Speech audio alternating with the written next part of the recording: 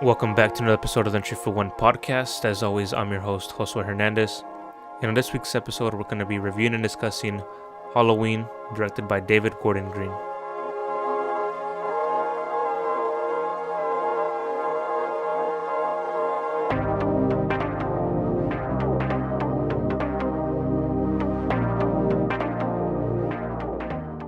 On this week's episode, we're joined by Aaron Cruz. Hey guys, happy to be back. And we're also joined by Nathan, who's going to kind of be serving as our Halloween expert, as well as joining us on this week's episode. Guys, how you doing? It's our first podcast, so don't go kind of go easy on me. So Halloween opened up this past week. The newest installment in the kind of Halloween universe, although it's kind of forgetting all the movies before it and starting right after the first one. So Halloween via IMDb is about Laurie Strode comes to her final confrontation with Michael Myers, the masked figure who has haunted her since she narrowly escaped his killing spree on Halloween night 4 decades ago. This movie had a 10 million budget, which I was kind of surprised about. I thought it had a bigger budget, but you can't really tell. I don't think that it had that small of a budget. It's definitely made its money back now. It's sitting at 172 million worldwide, and it opened with 76 million on its first weekend. So no surprise there for a kind of Halloween or horror movie. They tend to do very well at the box office. But we'll get quickly into our brief non-spoiler reviews. What did y'all think about this movie, and how does it kind of compare to the movies before it? Nathan, if you want to go first. Halloween. I mean, coming from the franchise as a whole, from the very first one to Rob Zombie's remakes, I loved it. I really did. Me having my affinity with this franchise, I did nitpick a lot. I didn't like how they went in a certain direction with certain things. I wish they went in a different direction in other cases. And I'm sure we'll talk about that more. But overall, I actually really liked the film. When I first saw it, before the actual premiere of the movie, I saw it at the release in Austin in the Draft House, and everyone there felt the same way, got the same reaction. Every theater I went to, they all had the same reaction for the same scenes, and overall, I gave it a 9.8 out of 10. So you got to see it. It was 2 weeks before it came out, right? You got to see it at the Draft House in Austin. Yeah, that's correct. I do have some pictures that I can probably post. I'll pull those up. Okay. That I took with me and my friend Chris, that we went to go see it. If you just want to briefly talk about, like, how was the experience like you said the ticket was about $250. What kind of, like, what did that entail? What did you get out of that ticket? So there was two of them. There was one that was for 500, and there was a late one for 250. Mm-hmm. And basically, what you got out of that experience was you got to see the directors. You got to see Danny Gordon Green. Danny McBride was there. I'm sorry, not Danny. David Gordon Green. And John Carpenter was there himself, along with Jamie Lee Curtis as well. So you got to see all them. It was a week-long event, but the first day of the actual showing was when they had the screening in three theaters for this movie. It's pretty much, it was a week-long event. And just pretty much the 250 got you to experience that. You got to meet Michael. Got to take pictures with them. You got to see them. They did a on-set, I guess you can say, interview, where Jamie talked about how she felt about the movie and where she stood, and where she came from, and I guess how it actually affected her in her movie career. So all in all, money well spent. Okay. I'm quickly reading here. Actually, we'll get into it right after it. Aaron, what did you think about the movie? Oh man, I hadn't really dived into the whole Halloween saga, or whatever. I don't know how many movies they got now, but I watched the first one with Nathan actually, and I was like, oh well, it's pretty good. I can see how it was scary back in the day, and then I noticed that this movie kind of carried that same kind of feel over with it. It wasn't overdone by like the Hollywood CG or like the overblood, like not too gory. It wasn't overdone. I thought it was just right. It's kind of refreshing, and it was still suspenseful. So I thought it was pretty good. Yeah, I mean, when I saw it with Aaron, that was my fifth time seeing it, and literally, as I saw it every single time, I obviously thought it was worth seeing 5 times. But every crowd, literally, like I said, gave me the same reaction to these certain key points or these certain key scenes that just kind of like left the audience in like either clapping or like a laugh. So it was the same reaction across the board. So I think I did read a lot of the mixed reviews from people not liking it, people to loving it, to they thought it was all right. Not many people I can say who even love the franchise, other than my friend Chris, who would watch the movie 5 times like I did. But I mean, Yeah, I rewatched the first one about a week ago just to kind of get a taste of what this movie was going to be like. I briefly remember watching other Halloween movies here and there back when I was younger, but never really like kind of sat through the entire. I'm checking here and it says 11 movies. yes. I've only really probably watched maybe 2 out of all of those completely, though, that I can remember would be the first one. And I'll say that comparing this 2018 version to the 1978 version, I think I prefer the first one.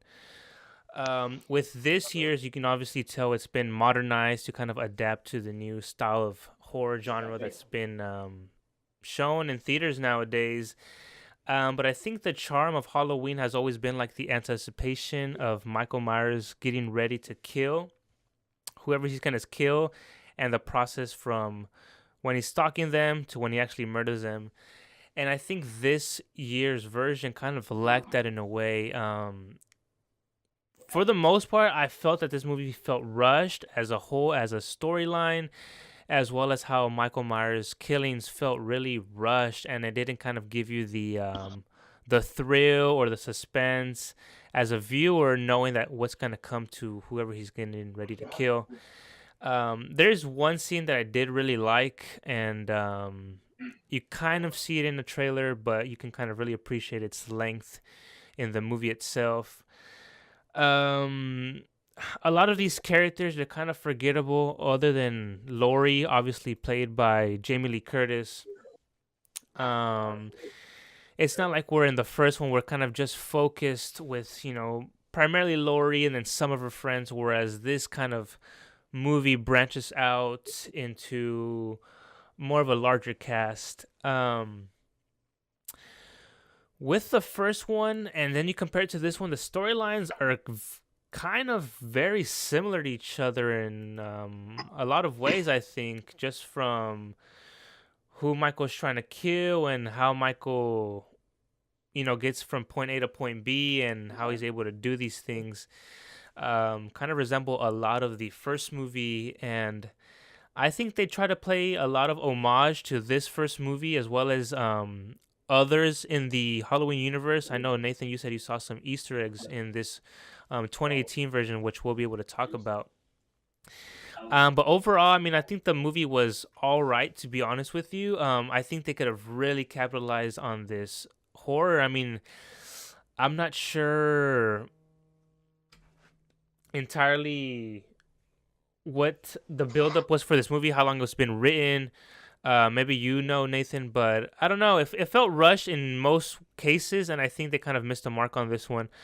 But as a horror, either junkie or someone that just enjoys a nice slasher, it's nice to see it. Nice to see it come back, and it's a fun viewing for just the killings. Obviously, you'll have fun with that. But overall, I mean, I thought it was all right. But yeah, anything before we get into spoilers? Any last words between you guys? You know what? I truly think that as this movie was, it wasn't overdone like I was telling you earlier. I actually felt frightened. It got into that whole I can't kill this guy thing, and I mean it was annoying at times because I'm not a big fan of Halloween. Well, I guess horror genres, but it did get me jumping in my seat. I mean Nathan can attain to that, so Yeah. it was really enjoyable. So I do recommend it. It's awesome. Yeah, and I don't want to sound too biased because it's just my beloved for this series of movies Mhm. for all of them because they, in my opinion, they all had a place. And yes, there is an Easter egg from every um, Halloween movie that the directors from they try to make their little homage to these other past ones because, like I said, they all had a place, good or not. And I'm not sure how touch onto it as far as the actual history of the movies and how what was scrapped, what certain ideas were given. But yeah, overall, like I said, I don't want to sound too biased, but I really love the movie. Again, I did nitpick as my criticism towards the franchise, and I did have my complaints. But overall, I think it was still well done. Like it was still well done. I should probably mention who starred in this movie quickly before we get into spoilers. It obviously stars Jamie Lee Curtis as Laurie Strode, Judy Greer, Andy Matichak, James Jude, Courtney Nick Castle as The Shape. And I didn't even know they actually referred to him or had him named as The Shape. Is there a reason for that, Nathan? No, because I mean, in obviously, for those who don't know, in the original series or the original Halloween, he was always known as the Boogeyman. So that was his known in even in the original in the end credits. That's what his name was, the Boogeyman. So as far as the shape, it was I can't say exactly why he was given that name, but because there is a certain scene which I'll wait until we get into the actual spoilers part Mm-hmm. um, in that scene where Michael is just known as the Shape, and because he comes to Laurie Strode's character. That's a main basis from what I've read and learned on why he was given that name for this title. Okay, I wonder if it's maybe because he creeps in the shadows, all you really see is just a shape of a man Yeah, standing there. I guess that could kind of yeah, signify that. yeah. Which he's had that persona, and obviously, he's always been as a again like a like a shadow almost. So again, giving him the name of the Shape, even in the Hmm. soundtrack, and even he was just known as the Shape because that's where he hid in the shadows. Yeah. But yeah, and also too, since you did mention Andy um, Matichak, Yeah. who played Allison, the granddaughter in this movie, actually this was her start. This was her first movie, so I did see that, and I think she's gonna be playing a Kind of uh, the passing of the torch, right? exactly. Yeah, definitely. I think she'll play this very very well if there is a follow-on sequel from what I've read. But again, we'll talk about more of that later. Yes. After Nick Castle, we have Haluk, Bilginger, Dr. Sarton, Will Patton, Officer Hawkins, and then a few others in this casting.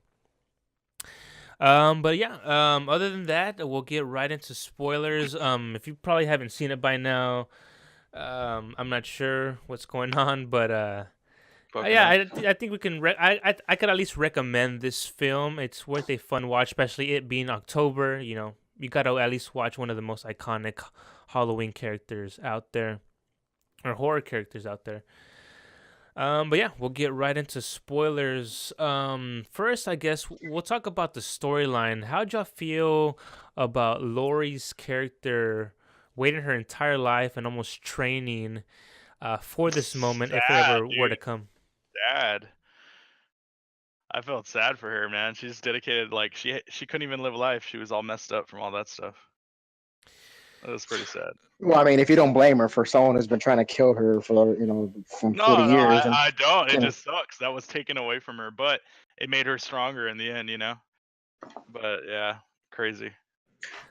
I'd like to get y'all's input just because with the 1978 version, it almost kind of just ends in a way where, Michael is no longer in the floor, he's disappeared, and then we get a shot of his home. and he, kind of assumed that he went back to his old home that he used to live in, where he murdered his sister at.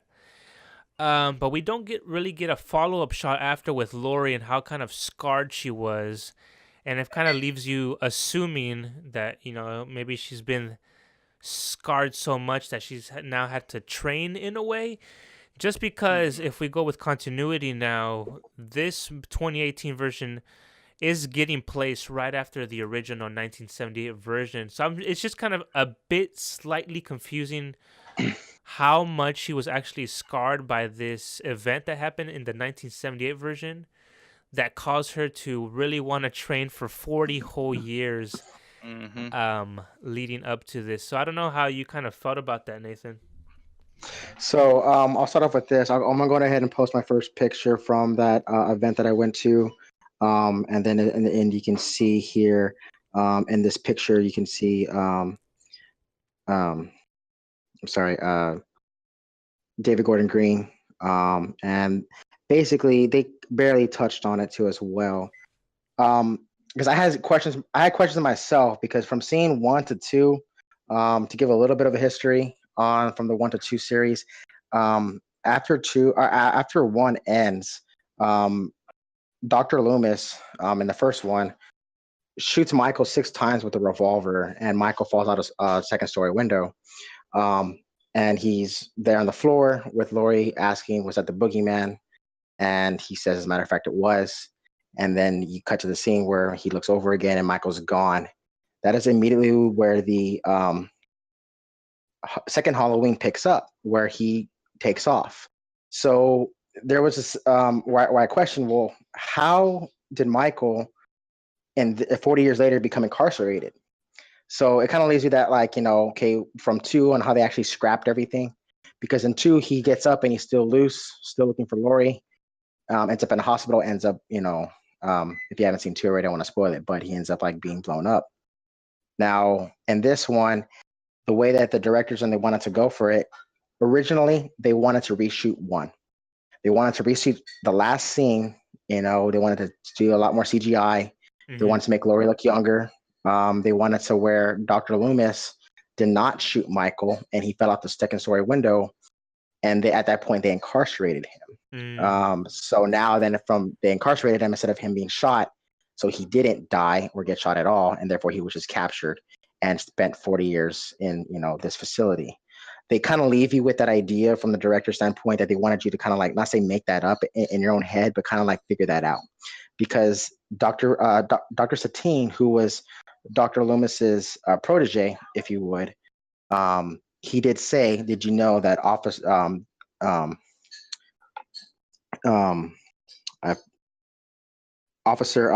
Hawkins, that was his name, Will Patton, he was actually the original officer in 1 as well, that he was the first officer on scene. Okay. And he stopped Dr. Loomis from killing Michael that night. So they kind of like, in a way, altered it. And the reason why they didn't go this route with the whole CGI and everything is because, for 2 reasons, which I can understand that, is that, okay, you're going to alter a original movie, and a lot of the Halloween fans or experts or people who just really love this franchise, like myself, would be upset. Like, you're altering an original movie just to change to fit this new storyline because you wanted to scrap everything else. So I get why they didn't do it. And also, too, because they, left you with that kind of like, that mystery. Okay, he died, he didn't die, so therefore he was incarcerated instead. Okay, yeah, that would have been interesting. It would actually might have been cool if they were to pull it off. Imagine, you kind of, it opens up with the cop, right? He's looking over the balcony, and then Michael Myers is gone, and then right after this one would pick up, and obviously they wouldn't have been able to do like the 40 years later unless they did like a really weird, like literally a 40-year title credit just says 40 years later, and then we're back up to this. Yeah. But I guess it would have been cool if it opened up with that. I think a little bit less confusion. Yes, it would have tied it in, I think, maybe a bit better. Because the way this one opens up, it opens up with a couple who is doing a podcast about unsolved, crimes or kind of having to do Like a murder with, case. yes, murder cases that they that's their podcast based on, and through them they've been able to accomplish and complete and close some cases just through this podcast. Surprisingly, they get killed off a little bit before halfway, which I was kind of surprised about. I was as well. Honestly, I wish they kind of I kind of fell in love with those characters. Kind of wish they kind of just ended up being one of the few that survived. If anything, I mean, like most horror movies, the girl's the one that usually survives, and I think that would have been. I thought that was gonna happen. He was gonna get choked, and he does end up getting choked and stabbed through the throat, and he's just left hanging there, like the first one where, in the 1978 version, we see one of the guys get hung on the closet on the kitchen door. Yeah, he got messed up. And then the girl gets kind of but was she stabbed? She was either punched or stabbed, I believe. She was stabbed 3 times. Yeah, through the back. And that's when we kind of get our first introduction into Michael Myers' murders early on, halfway through. How'd y'all feel about the psych ward that he was kind of at? Like how they're all chained up on this checkered floor with a rock? So weird. I thought that kind of was the staple of the beginning. I was like, what the hell's going on? This guy must be really crazy. Weird but appropriate. Yeah. Yeah, like it was kind of conflicting in a way, like like I don't know why they were doing this to these psych ward people. I could think like I would imagine they would be treated a little bit better other than having like a very toned down recess while being chained to these rocks. What'd y'all think about every single person in that checkerboard floor, how they were the ones that kind of reacted more to the Michael Myers mask versus him kind of slightly looking back to the one of the podcast guy. I can't find his name either. Was it Dave? I'm not sure what his name was. In the movie or the actor? In the movie. Well, his name was Aaron Corey. Aaron Corey, there we go. Jefferson Hall. Okay. Yeah, how'd y'all feel about that? Like, was it kind of more of a could you appreciate how the lead up was up to him kind of screaming Michael say something, and it cuts to the iconic Halloween sequence? Like, what an asshole, man. Like, why is he screaming at this dude? Like, I don't know. I thought that British. I was telling Nathan in the theater, I was like, dude, they're obviously gonna get it. Like, Michael's gonna get these guys just because he's being so arrogant. And like one of the comments he made earlier was when they were gonna go see Jamie Lee Curtis's character, that he was like, a reporter shouldn't have to pay for an interview. And I was like, this prick. Like, I don't know. He was rubbing me the wrong way. I would have killed him. Not like that guy. Yeah, the podcast aspect was cool. You know, it modernizes the film and brings it up to the 2018 year. I think it could have been approached a little bit better, almost like we're in The Conjuring. In a way, they're like the couple, same exact couple. They kind of do their own recordings and they do their investigative work. But the way this character kind of approaches the investigation, kind of, again, like you said, Cruz, gives you the impression of he's kind of a prick in a way, or always wants it to go his way and not caring how things end up going. I think this couple in this movie could have kind of been built more and been a one of the keys in the storyline, rather than relying on Laurie for the entire thing and then sprinkling these teens, which you could kind of really care less about. I did like the couple, but yeah, I did feel the same way. I felt that, like, overall, it became like from Dr. Satane, who became Michael's doctor after Dr. Loomis, and even this couple who just doing this podcast, it became about the same thing. Everyone wanted Michael to talk. That's really what it came about, and that's the reason why I think it became of an obsession almost. So I think his character being that arrogant guy who's, we don't pay for our interviews kind of thing, because he like everyone else, wanted to know why. Why isn't Michael talking? You know, whenever they met with Laurie, we met with Michael and everything else, and nothing. They thought this mask, which in a way they kind of gave the persona of, you know what, is it the mask that's actually giving Michael this energy, this feed? Is it that? Is Mm-hmm. it the knife? They leave these little Easter eggs, these actually feelings that, like, you know what, there could be another one. How it's going to be carried on. What is it really? Is it just Michael himself? Is it just this obsession, or is it something that drives him? Is it the Yeah. mask? So they had those things where, you know, Michael, he's showing it to him, and he's like briefly looks over his shoulder Yeah. as these other psych ward people are like going crazy, or because I feel like they're making the energy almost. Dr. Centane wanted the same thing. He freaked out in numerous occasions, which I'm sure we'll talk about those scenes in just a bit too as well. Yes. Just how, again, it became almost an obsession almost. Um, I don't know if I'm wrong or not, but is Michael Myers blind now? Because Um, when they show his eyes briefly, his eyeball or pupil is, you know, it looks entirely white, as I think what I saw. Mm-hmm. yes, yes. So he isn't so much blind, but he is in one eye. You know, I guess you can say handicapped to a degree. So from the first movie, they kept all his injuries in the sense of he became almost unkillable. So there was that line of, okay, well, is he unstoppable? And I think there was a lot of moments in this movie where you kind of started to believe, okay, shit, this guy can't die for numerous reasons. But in one, I don't know, remember if you remember Josue, since you watched it recently, the scene right at the very end when Laurie is stuck in a closet, which they use those closets too as Easter eggs. But when she's stuck in that closet and Michael's breaking it down, Oh, that's right. She she gets, pokes him in the eye, huh, with the hanger. Yep. correct. So she gets a coat hanger Yeah. and she takes Okay. it off and stabs him in the eye about it. Mm-hmm. Um, and two, Yeah. the one that followed right after the first one, he was shot in the face twice and he was bleeding from his mask. But of course, then this movie is taking everything after one, and it was just a rumor. So he didn't Mm-hmm. have those following injuries. So it was just the eye. That's the reason why they That's what kept they that. kept. I mean, if Correct. you were a real fan, you would know all this. You know what I mean? But like, if you were just coming into this dry, it would be a little. I mean, I don't know. Maybe not actually. Yeah, because if you actually followed the series and then you didn't know that they were gonna start everything over, you'd be a little lost. Yeah. Yeah, people.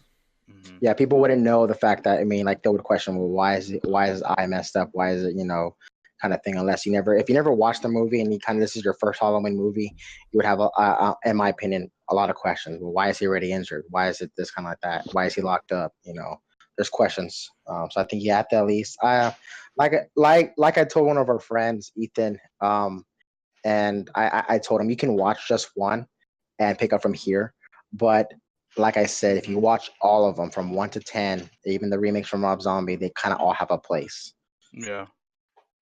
Yeah, I think with this Halloween, I mean, the last one we had got to release was the 2009 version, if I'm not wrong, 2009. Yes, yes.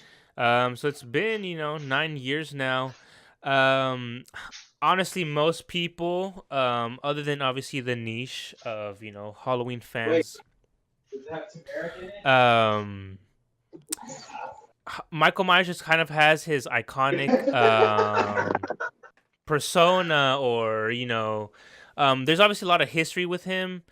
Whereas most people probably won't remember, and they just kind of see him as the character they've always seen him as, without kind of incorporating or kind of tying in the previous movies. The whole supernatural aspect of Michael Myers is interesting because, again,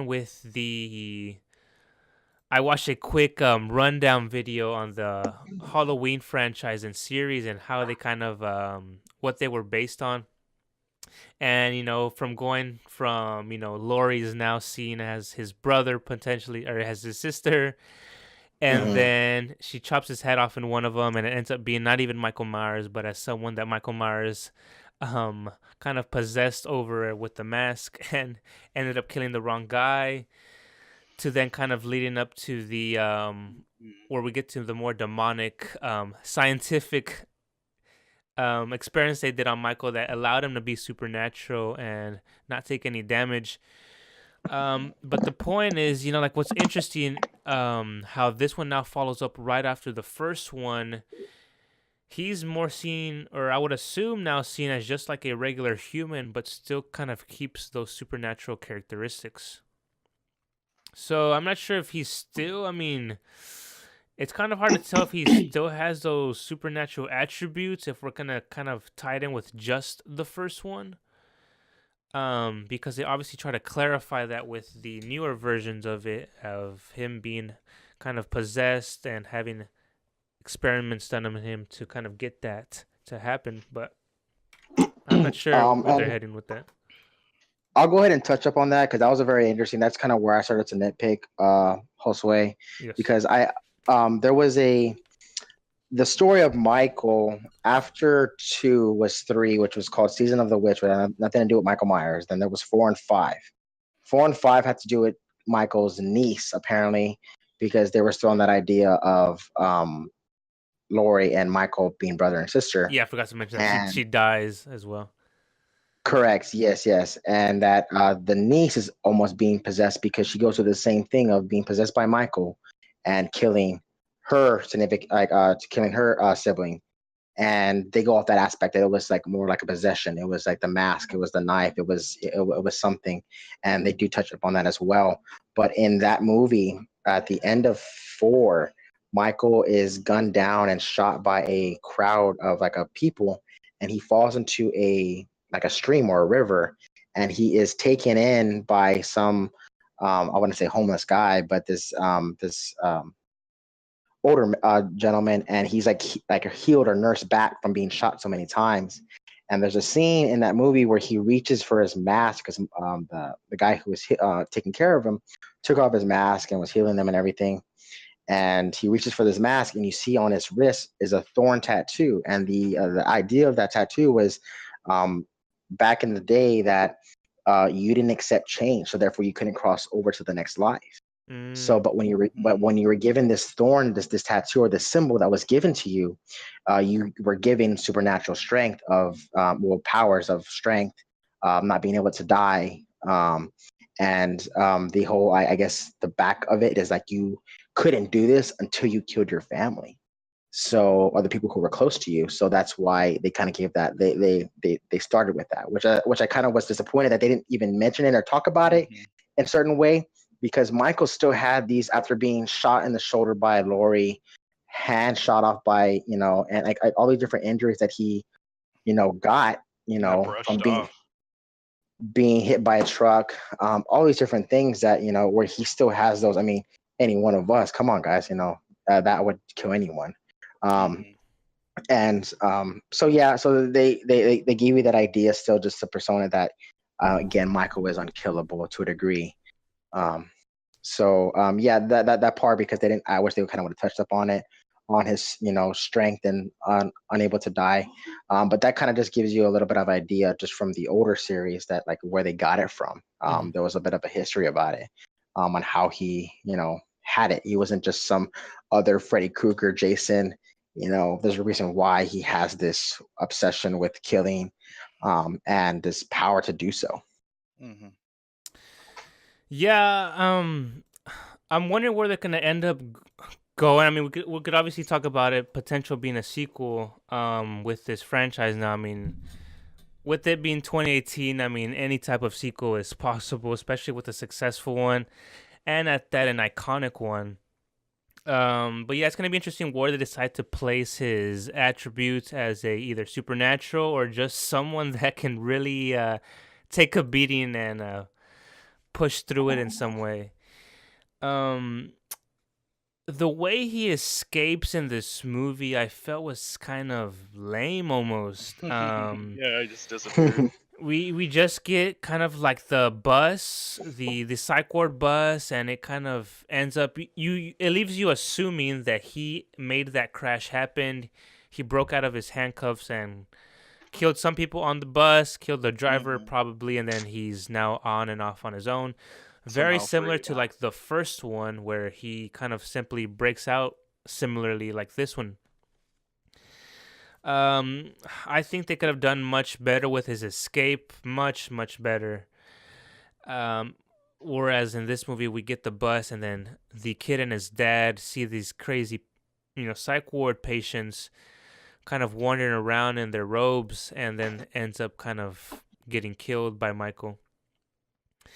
Um, but how did y'all feel about Doctor Sartain Fucking being idiot. Yeah, eventually? fucking jackass. Yeah, we get him as a doctor who wants to help Michael, and he's really attached to him, and he won't leave his side until someone else accepts him as their patient. And then he ends up killing the cop and almost ends up freeing Michael again. But it really doesn't make sense because he wants to help him, but with him killing the cop and allowing Michael to escape, he's not gonna be worse on his own now. Hmm. So how'd y'all feel about that? Yeah. So for me, I felt, see, and that's the part. Well, that's one of the parts that I nitpicked about. But I get why they went that route. I just felt that if they kind of took a little more time to think about it, they could have went a different route. But that kind of goes to the part of like the obsession from the podcasters that were doing that thing, and to Dr. Satane, that he became so obsessed with the work of Dr. Loomis and the idea of Michael. Why does he have this obsession with one specific person and the motive to kill? What is it that drives him? Is it the mask? Is it the knife? Is it the thrill? All these different things. Hmm. So with that being said, now with Dr. Satane,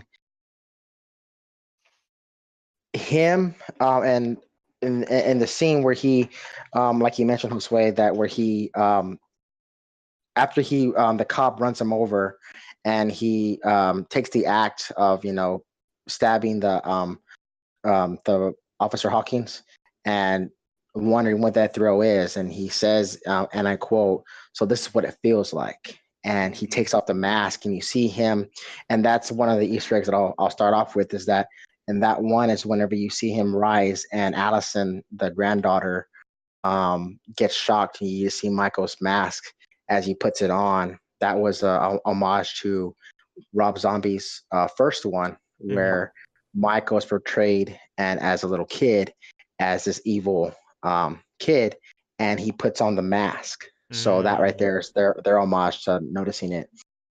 So Dr. Satane wanted to know, well, what did it feel like to Much. kill? Was it the thrill?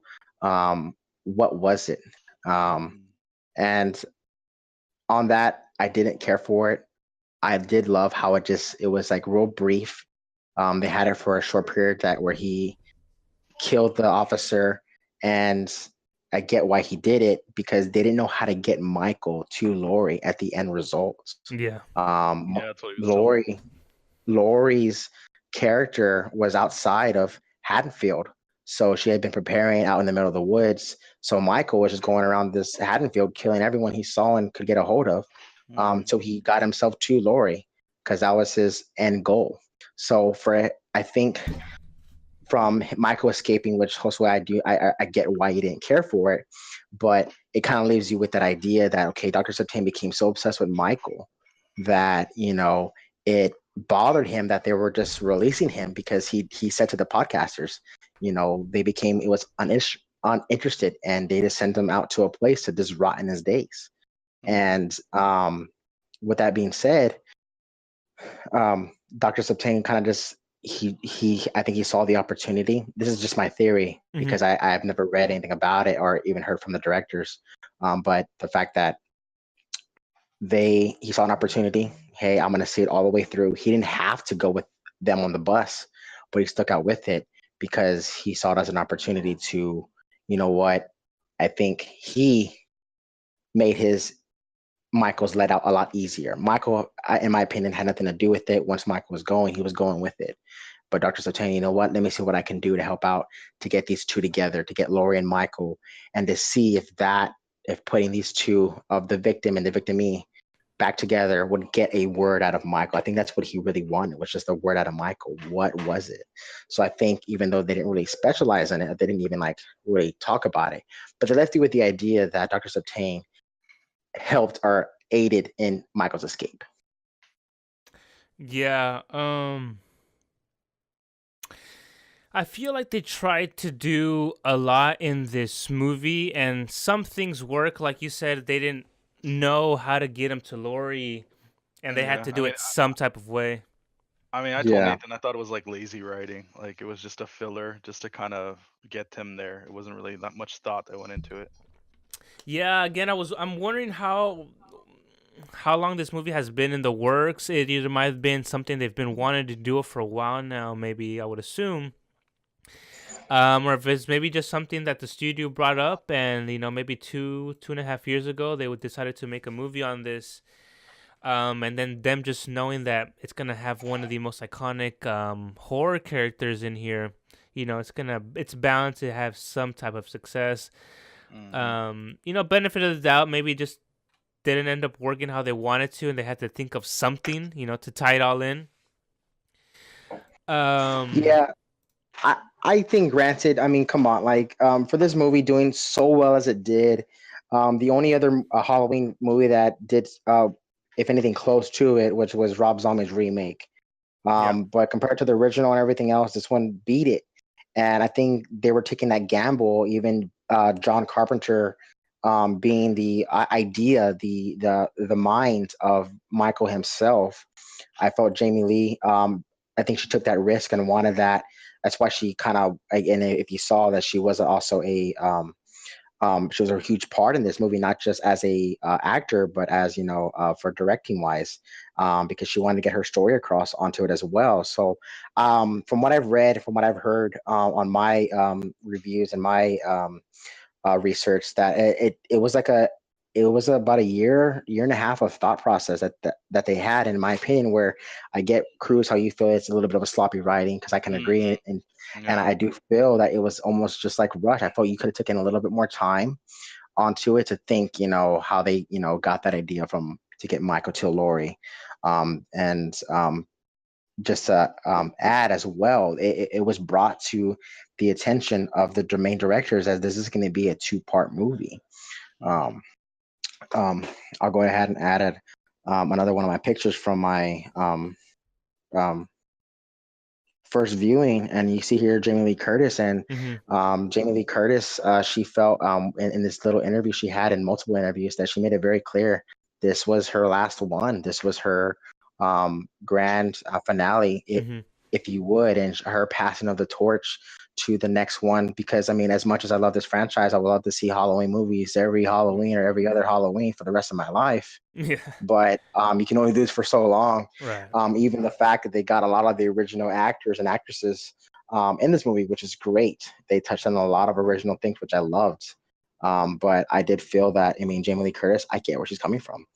She got her part across. She got her story, and how this movie kind of it took her off in the franchise of, well, for her acting career. And yeah, you can only do this for so long. But if there is a sequel, she wouldn't be a part of it. It'd definitely be nice to see some closure with the series. It's a series that you can definitely have like a 3 part and just be done with it, or something that would lead it up to kind of having Laurie's goodbye.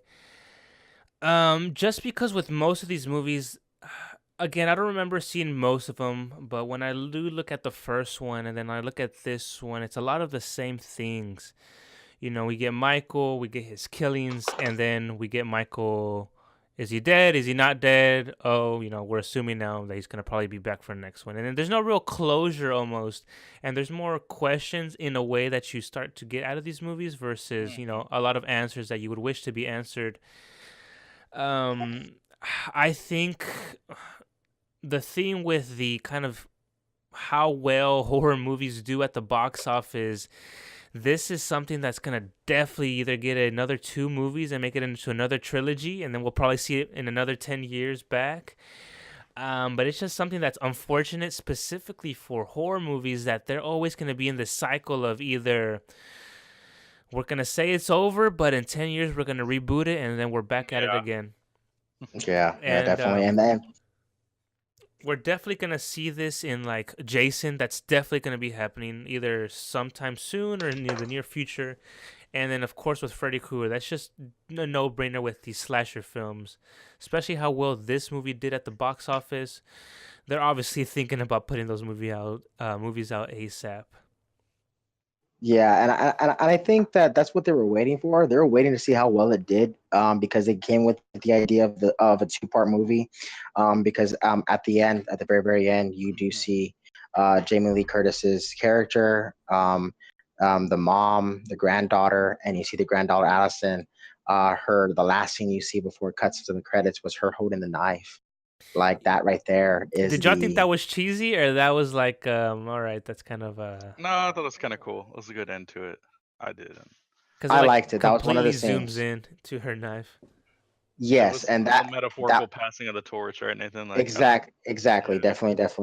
This movie, and I just wanted to touch on it just for the feminists out there, if you would, that this was a very feminine movie in a way. You have three generations of Strode, from Yeah. the original Laurie Strode, Mm-hmm. and you have from the daughter who thought she was crazy all her life. You got Karen, and you got Allison. You got the grandmother, the mom, and where it's just like, it kind of gives you that, like, um, that woman power, if you would, Hmm. Yeah. Yeah. which is very good and modern. If because if you were in the past series where the ones that they scrapped, Lori had a son, she had a daughter, and things like that. And the other ones, she had a normal life. She was this teacher. Those were in the late Halloween 20 and Halloween Resurrection, where she went crazy at that point, but a different kind of crazy compared to this one. Hmm. So a lot of those were, I felt it was a stronger movie, if you would. But like Aaron says, a good passing of the torch, if you would, because I feel that Allison played a good, or I'm sorry, Andy, which is what her first premiere, played Allison really, really well. So that if there was continuations, I felt that, like you said, Josue, it's just like one of those we would hate for them to like keep on. Hey, we're gonna see how far we can get before we ruin it. But I think she would play a really good next Strode, and it kind of gives those ideas that, okay, well, you know what? Is she gonna be where she's gonna be the new Michael? Is it because of the obsession or everything that her grandmother gave her?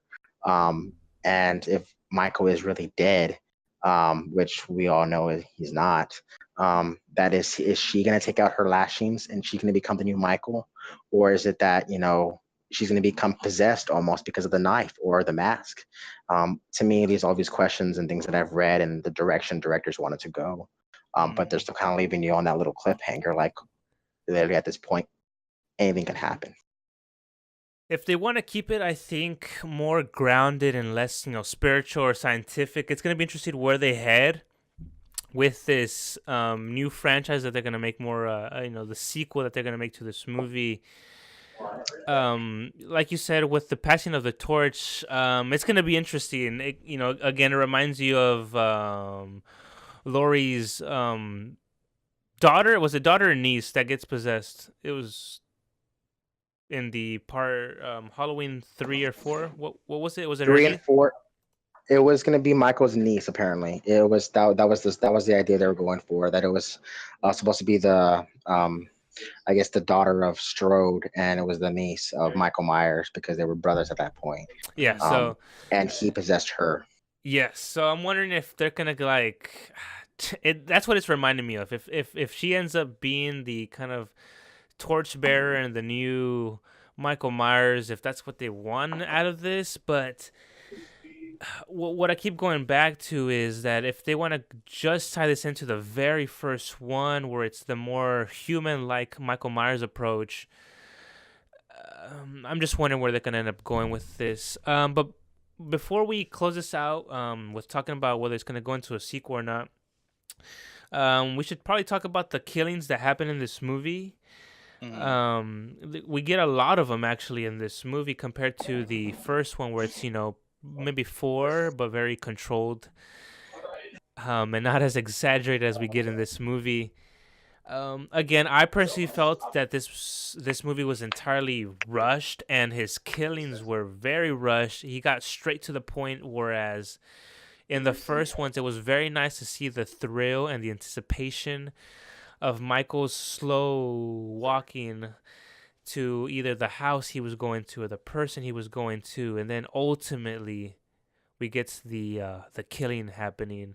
Whereas this movie, it really feels like it was kind of trying to get him as fast as possible to Jamie Lee Curtis's character, Lori.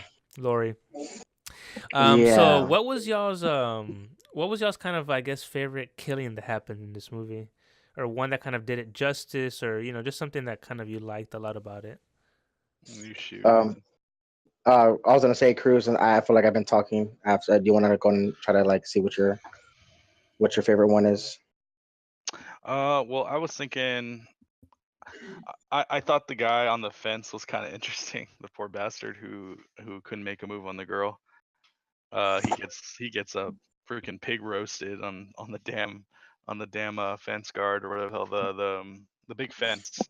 He Yeah, gets like Yeah. his straight through jaw on his there. That was yeah. yeah. No pun intended to pig roasting, because I mean, Yeah. yeah. But yeah, that was my favorite one. What'd you think about that? The head splatter blows up like a Oh, pumpkin almost. oh yeah, the when he steps on the face. Yeah, like how does that even Yeah. happen? I mean, you can do Um. it. He has one hell of a leg. Yeah. I mean, come on. Like, I mean, again, if we're going off the bat that Michael has these kind of powers, this strength, this unhumanly strength. I mean, yeah, it's physically doable.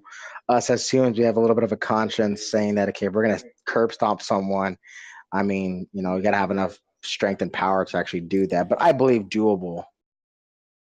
I feel as far as my favorite killing scene. Now, yes, Josue, I can again to the original. They were very, in my fin, and from back in 1978. I mean, horror back then, it was just real brief, a quick choking, or a quick slit of the throat where you saw minimal blood as possible, Hmm. almost. Or if y'all can remember from one where there's that Lori's friends where they're having sex, and then he comes in as like the sheet, which again is another Easter egg, which we'll touch on as far as for Vicky's character, which another character I fell in love with, which I wish he didn't die. But where he comes in and he's wearing a sheet with glasses, and he's wearing the boyfriend's glasses from one Yeah. from the 1978 series, and he just literally again stabs the boyfriend through, and he's pinned to the wall Yeah. with a knife, which they do Oh, the same thing in this one as terrible. well. Yeah. Yep. So I feel my favorite, death scene for this one, and this is how I feel about the whole horror in 2018. Um, Guys, as you know, come on, sex sells. Sex, the more blood, the better. The gore. That's what Rob Zombie went with, and that's kind of where I felt like they kind of almost ruined it in a way, Hmm. because Rob Zombie's idea, this big guy, he was a big character who played Michael, made a lot of noise. He grunted and all stuff like that. And then in the original Halloween, Michael made very minimal noise. He Yep. was quiet. He Hmm. was the shape. He was a shadow. Yep. Hmm. Um, and I felt that Michael, from just the breathing of the mask, I mean, that as anyone would do, because those masks are kind of hot. That I felt that that's all you got from Michael, and to me that was more than enough. They gave the directors, and from what I've read too, and from what I was able to hear from these interviews, is that they wanted your mind to go to a place. Um, they wanted your mind to go to a place where you kind of just imagine the gore. So this one scene where Michael's out and he already has his jumpsuit and mask, and he runs into these little kids, which again is another Easter egg from the first one where he bumps into the kids and grabs them, and like he just kind of like goes along his way. But from that scene when he bumps into the kids and he walks behind the house, again that was from two. That was from the Halloween 2 Easter egg. He walks back, grabs the hammer, and goes into the house where the older lady was at, and again original character. Um, he goes in, walks into the kitchen, and then sees her, and you hear the action. You hear him killing her with the hammer, but you don't see it. So Hmm. they give you that idea of that horror, like, okay, shit, Michael just fucked up this lady. Yeah, I can only With imagine. Leave it up to your imagination. exactly, and I think that's what they did a good point on that too, without just actually panning in and seeing it. It was very suspenseful. He did his thing, drops the hammer, and goes straight for the knife, his iconic knife, Yeah. the actual kitchen knife. So I think that in itself played a huge part where it wasn't too much. I feel those certain scenes where it was like a one shot scene from his next kill, where he walks over to the next house and you hear the music. You hear him kind of like come down to window level, and you see the reflection of his mask, and it's just a one cut scene of the lady on the phone, Mm-hmm. and him walking to the back and coming in. I felt that scene where he just stabbed her through the throat. That right there was a bit much for this franchise and this movie, Mm-hmm. but it gave us, for the 2018 crowd, just enough of the horror, from just the typical stabbings that he did, and the typical chokings and neck breakings, because that's Michael, choking you out, neck breaking, slitting of the throat. It wasn't too gory, but I think that was the enough gore for the crowd to say, here's your gore. Everything else is going to be just Michael, choking you, breaking your neck. So I feel like I haven't touched on it yet, but I feel my favorite killing was that one I just explained, where he kills, I forget her name is Mrs. Something. She played the old lady in two, where she was making a sandwich for her husband.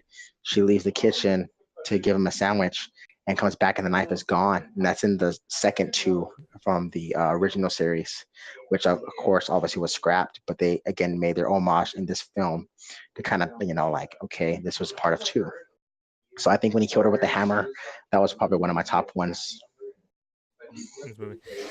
Yeah, for me, definitely one of my favorite scenes was the one where we get the single take of him kind of creeping up to the house, and then we end up seeing him. We follow him basically up until he ends up killing the woman from the back, and it was super creepy. It was very close or similar to the way his killings happened in the first one. He took his time. He observed.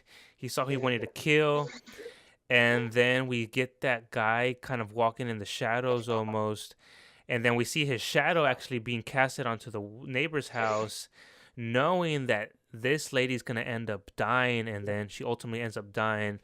And I would have loved to see more of that. And next to that scene, which was probably my favorite in this movie, it would probably be the scene where we get him looking at the I don't know if I have his name here, but the bigger kid, the one that gets ultimately gets ended up getting the fence through his jaw, where Michael's just breathing slowly, and he's next to the tree, and then the backyard spotlight turns off, and then again, you know what's gonna happen to this character, but you don't know at what point or when or how soon. Yes, Yeah. yes, definitely, And definitely. then Yeah, ultimately we get Michael Myers right in front of him, and I think he stabs him, and it ends up the kid starts running away, and then he ends up getting stabbed through the fence line. And I think that again yes, resembles what Michael Myers is about, what the shape is about, what his character is about, and how he goes about doing his killings. It's not rushed; it's planned, and I would have loved to see much, much more of that. Maybe the second one will get more of it now that he's now by Laurie, and we don't gotta rush him to Laurie anymore. Hmm. But yeah, I think that was one of my favorite scenes, next to the him kind of creeping up to the bigger character. I was I'm sorry, how's that going? No, I'm just trying to find his the character's name, just so I'm not referring him to just the big guy. Oscar is the kid who, Okay, which so was Cameron's best friend, who was um Allison's boyfriend. I see. Yeah, okay. But Oscar played by Drew Sheed. But yeah, what were you gonna say right after that, Nathan? what I was gonna say is just on that scene too, and I feel has a lot to do with Danny McBride's part in this too, and a way, a little bit of David Gordon Green's, is that I want to talk about the comedy aspect of it, because I mean, even if um in the first movie there wasn't really much comedy.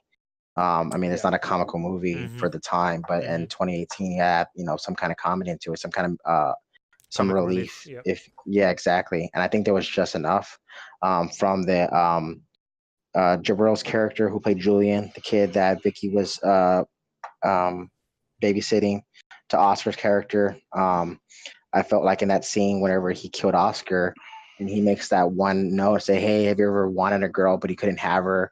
I think that, where he was talking about, it's conveniently about his obsession with Laurie Strode. So yeah, I mean, I thought that was a little homage in the sense of Hmm. every crowd that I've been to, they all laughed at that scene. Like, okay, he's saying something and doesn't really know who he's talking to. And then Julian's, where I mean, his character in itself.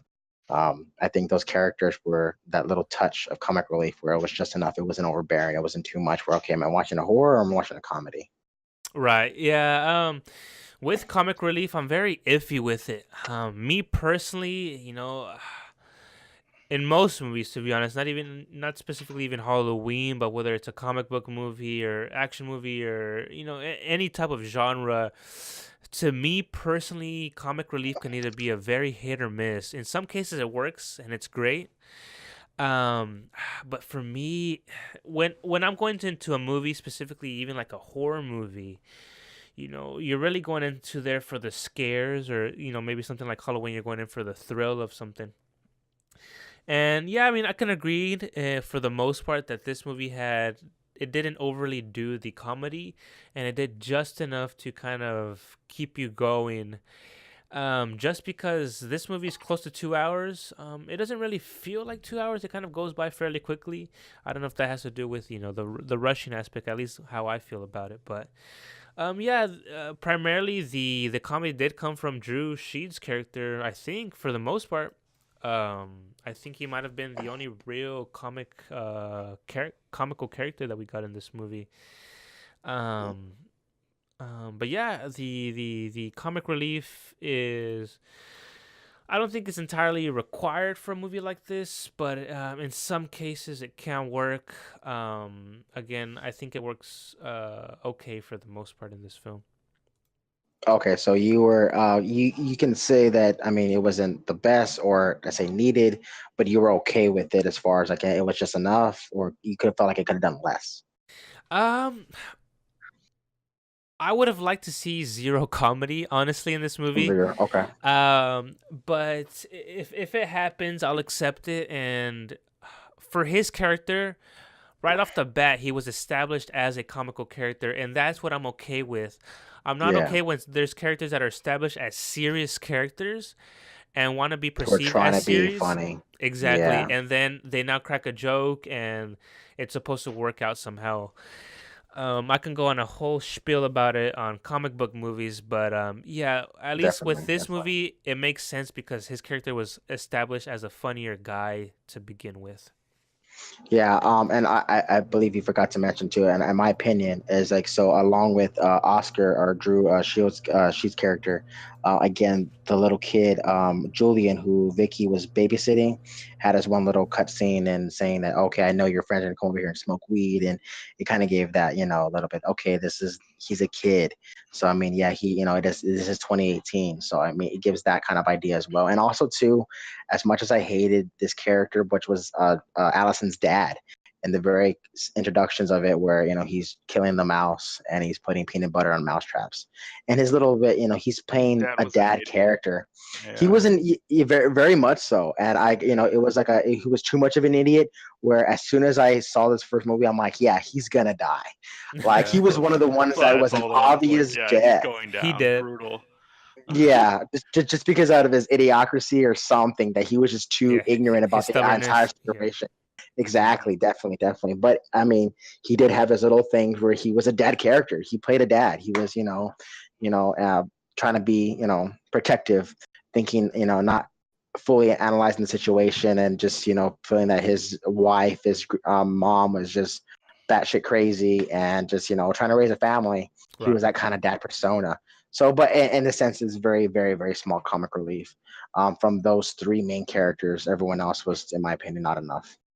Yeah, definitely. But yeah, but no, but I totally agree with you, Josue. Yeah, for me, like in my opinion, the little bit of comedy that was given, in my opinion, was just enough. If they added any bit more, it would have been overkill. Yes, it would have, and I'm glad that didn't end up happening. Um, I'm very curious. I guess we'll start talking about the sequel now. This is a good segue. Obviously, assuming with how this movie ends up happening is you can assume that he's very hurt, but not dead, obviously.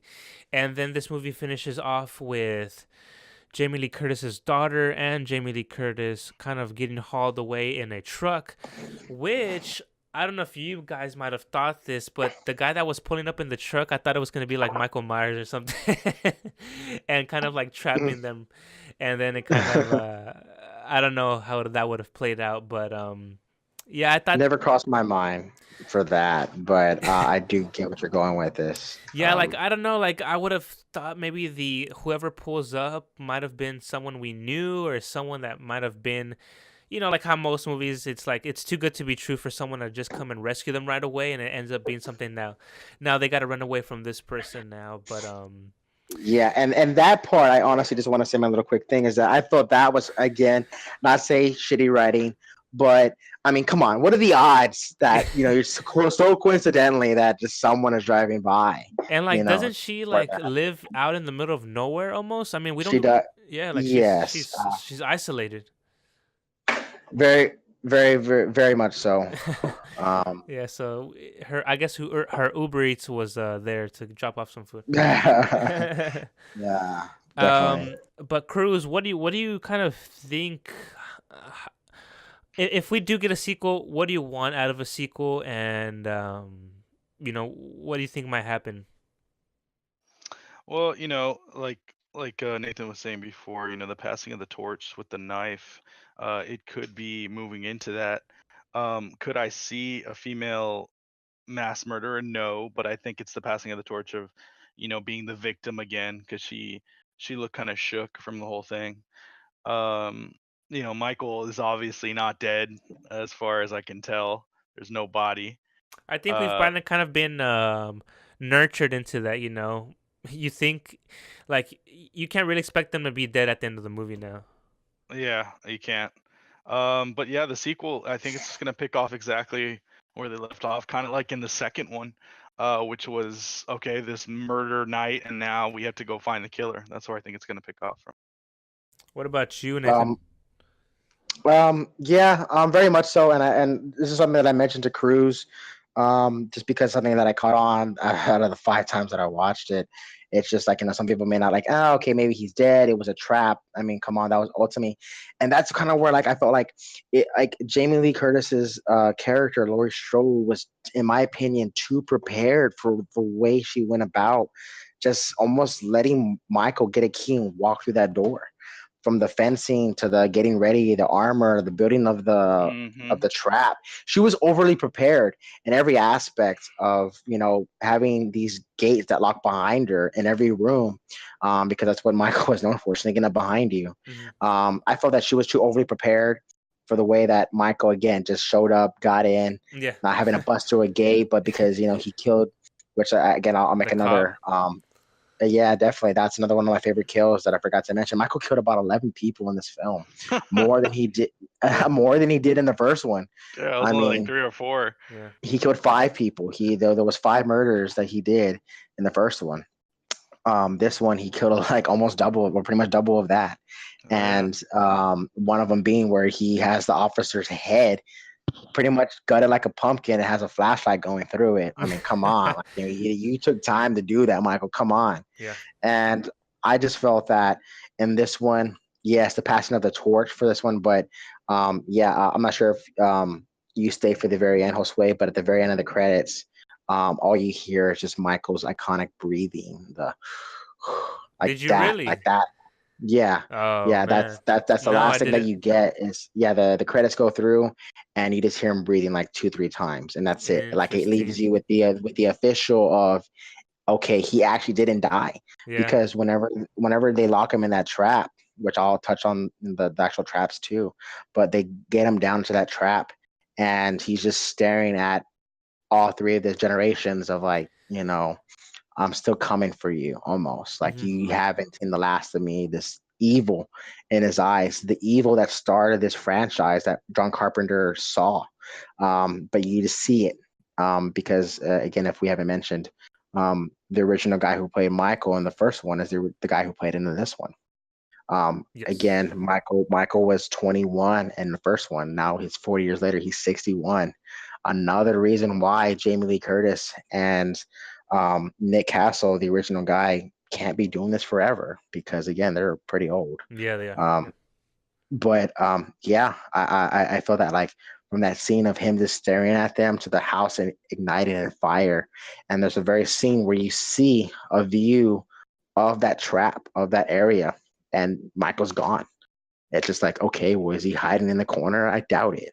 But he got out somehow. So it kind of leaves you with that, he's still not dead. They didn't officially watch him die, but he had a similar death, was supposed to be death, from the second one back in the 80s. That too is not to touch so much on it, but he blew up from Dr. Loomis in a hospital, and he was engulfed in fire. The mask was engulfed in flames. So he died the same way he died almost without actually dying because And he and was he fucking made it out. exactly. So yeah. So, and I think if that wasn't enough for you, if people didn't catch that, if you waited to the end credits and you just heard his breathing, that was like, I'm still alive. I'm still coming for you. Yeah, that definitely lets you know that there's definitely a sequel in the works. It's probably gonna end up closing out with a trilogy. I think if they want to do this right, we definitely need some closure, and I honestly think the second one's probably gonna be a lot of the same stuff we've already seen. I'm still questioned and wondering what the obsession of these two characters is within themselves. Why Michael Myers is so obsessed with wanting to kill Laurie, and why Laurie is so obsessed with now. If you look at it now, she's so obsessed with wanting to kill him in some certain ways, considering she prepared 4 years of her life for this moment, and she still wasn't able to kill him. Definitely, um, definitely. so Yeah. yeah, I would just like just some more closure as far as how much, because we see it visually and they tell us that she's been preparing for 40 years. But what about it really affected her? Obviously, we know people got killed, but it's just a lot of questions. And then with Michael Myers specifically, why he really wants to kill Laurie. Again, just because we're basing this off of just the first movie now, it's literally going from 78 to 2018. And when you watch the 78 version, all you really have is Michael Myers. He's now into the streets. He kind of wants to kill this group of friends that he sees while he's driving in this vehicle. And one of Laurie's friends says something along the lines of, it was either something like slow down or something, and Michael Myers' car just stops in the middle of the road. And she's like, "Uh-oh, you shouldn't have said Oh, okay. that." So yes, if you're referring to the first movie, Mm-hmm. yeah. So the scene where Michael takes the original car Dr. Loomis and the nurse were in, he almost hijacks it from them, Mm-hmm. and he's using that car to kind of get around town, and he's Hmm. stalking Strode's character and her friends that both died. Mm-hmm. And he comes kind of creeping through, and he like and then the character, she yells, "Speed kills, asshole," Yep. and he stops, Yep. and then slowly just creeps away. And then that ultimately leads up to him killing her friends, and then I guess grows an obsession with Laurie's character. I don't know. I want to see some type Yes, of logical explanation to this kind of weird chemistry that obsession with. obsession and relationship between these two characters that doesn't end up being that they're brothers or sisters. But yeah, Yes. the sequel to this is going to be definitely interesting, and I'm sure we'll get one in probably about 2 years or so. But yeah, I mean, I think that will do it for this episode. I think we've covered a lot of this movie, and I don't know if either you or Cruz has any last words before we call it off with this one. Yeah. Cruz. Well, I would say, even if you haven't followed the Halloween saga like I haven't, I think you can still really enjoy this movie, especially this time of season.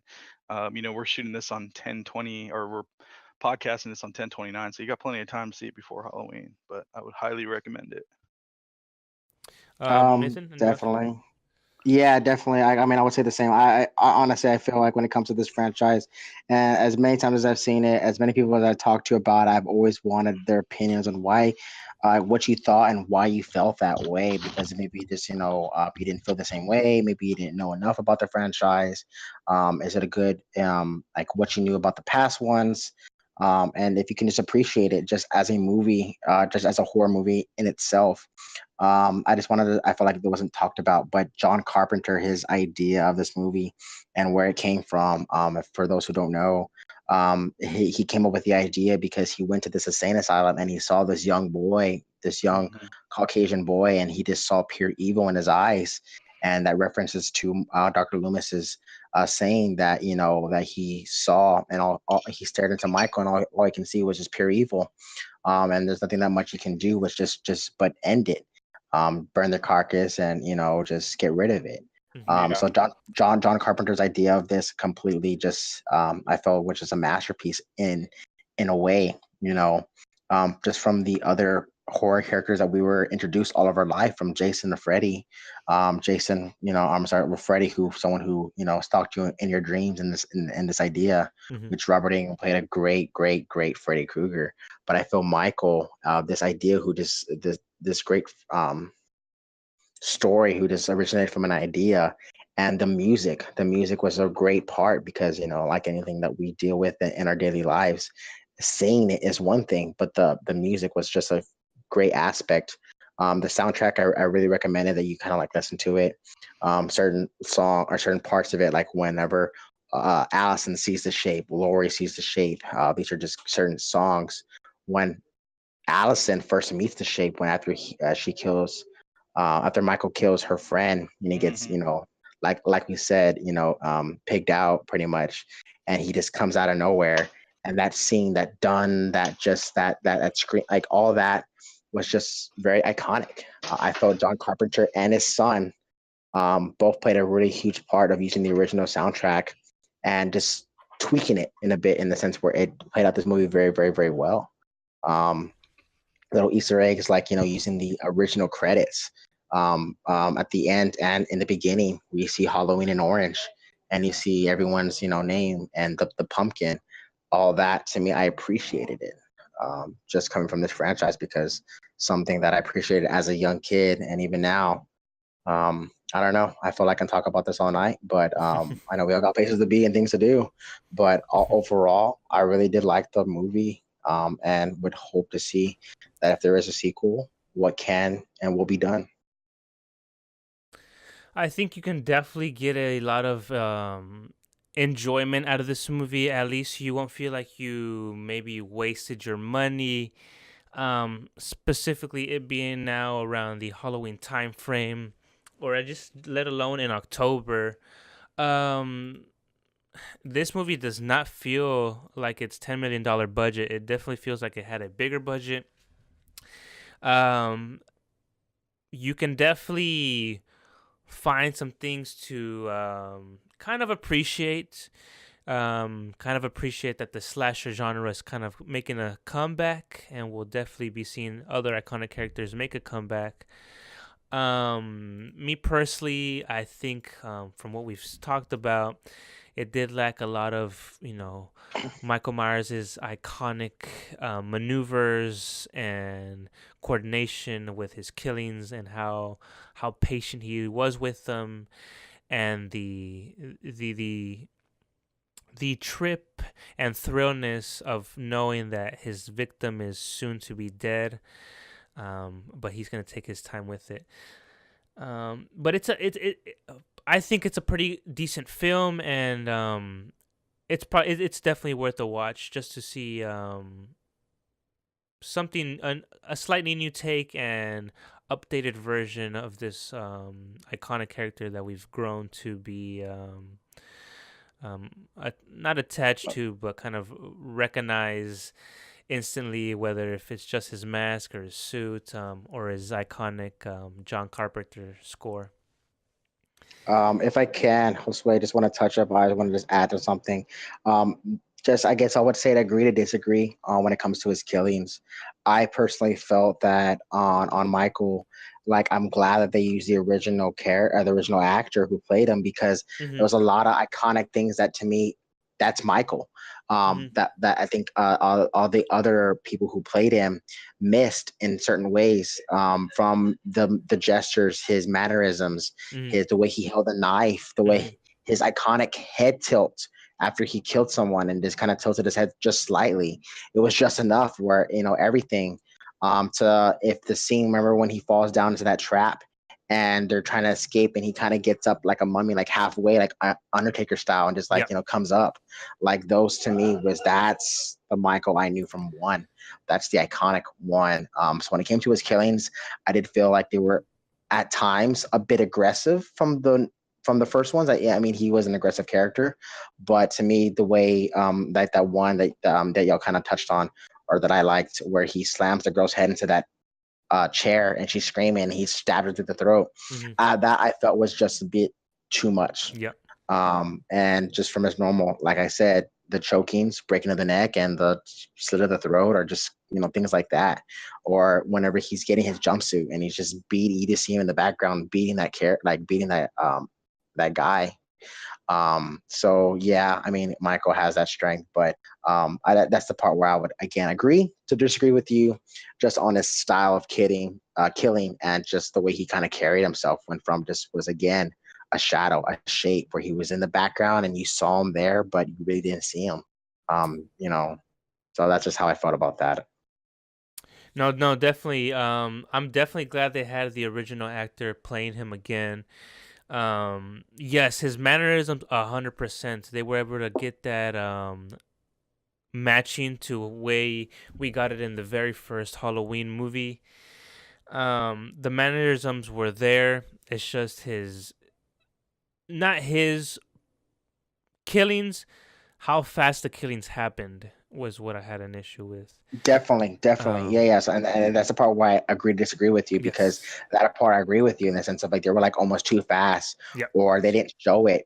When he kills Vicky's boyfriend, and he's just impaled through the neck on a wall through Mhm. from a kitchen knife, Mhm. and you saw that scene in the first one where he kills the boyfriend, and you see him where he impales the boyfriend into the wall. Mhm. That's when you didn't see it. You left it with that imagination on how brutally he was just impaled. But again, everything, like you're right, those kills, they were very, you know, um, brief and fast, or like, I guess you can say, I guess, I forget, how did you word it? I Um, kind of just rushed. There you go, Rush. Yeah, that's a good one.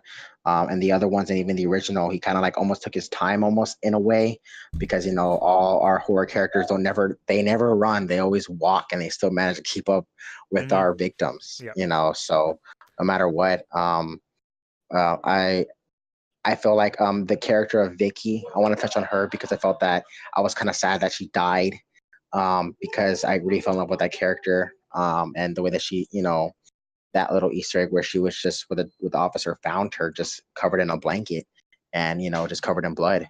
Mhm. Um, and that was again the first one where Michael walks in, he's covered in a blanket.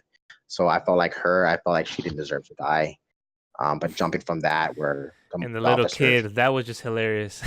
yes, yes, yes, and that's what I'm saying. Even that kid, like I said, he played enough comic relief where he Yeah. was another comic He was a aspect. good he was funny. He was We funny. But also seeing, saw a kid die in the movie too. That was different. Yeah, yes, very beginning. and that's what I felt. So that was one of his first kills.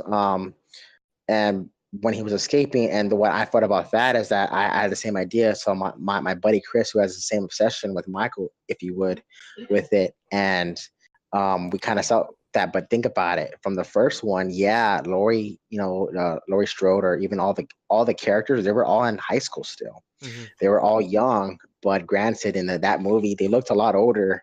And if we look at it after the way my thought process is that they looked like adults, but they weren't. Mhm. Yeah, he didn't kill kids for the most part. Like even when after he killed the old lady, and you heard the baby crying in the next room, like a lot of the audience thought, is he gonna kill the baby? But he didn't. Yeah, that was interesting. So yeah, but when it came to killing that first kid, in a way, yeah, kids were kind of off limits. But even in the first one, they were still kids. So it kind of just made some kind of sense. But even hearing that, even when I first saw it, I was a little bit surprised. Like I didn't expect that. Yeah, I guess it's just the visual aspect of it, of seeing like a much younger looking and smaller and kind of more yeah, just younger versus like you said, like these high school kids that looked much older than they were probably. Definitely, definitely, definitely. That's why I mean, But yeah, it definitely plays a part to that. Um but yeah, I think that will do it. Nathan, thank you very much for joining in this discussion. definitely for sure. If any listeners have made it out this long into the episode, where can they find you guys on the interwebs? Are you on the internet? If not, that's fine. You can find me at Cruise6112 on Twitter. Drop me a message. Like I said, guys, this is my first podcast, and the reason why I got so much interest into this is because, again, this film, this franchise, really hit home to me in a lot of ways. I grew up with it. It was introduced to me at such a young age, where kind of like I really did something that like I had a passion about, and I think I'm passionate about. I kind of want to get my word across. So, with that being said, may or may not hear from me again on Josue's future podcast. But I would love to do any kind of guest work. You can find me. My iconic name would be Drone 2.0. I'm not so very much on the social media network. Don't too much of the Twitter. Do game from here to there, but the name is across the board, Drone 2.0. You can follow me at primarily on Twitter at video Josue, Josue. But you can listen to us on Spotify, Apple Podcasts, and Google Play Music. Just search up Entry for One podcast. Other than that, thank you so much for listening.